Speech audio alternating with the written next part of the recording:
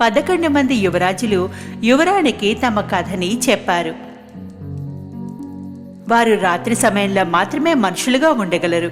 ప్రతిరోజు ఉదయం వారు అడవి హంసలుగా మారిపోతారు.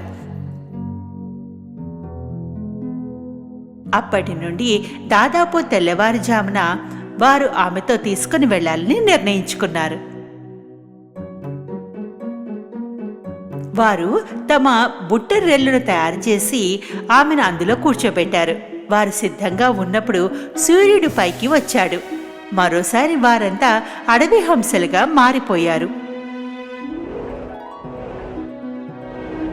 అడవి హంసలు బుట్టని పట్టుకుని ఎగరడం మొదలుపెట్టాయి. యువరాణి తన సోదరులతో కలిసి ఎగరడం ఎంతో సంతోషంగా ఉంది. ఇదంతా ఒక కలలా అనిపించింది. కొద్ది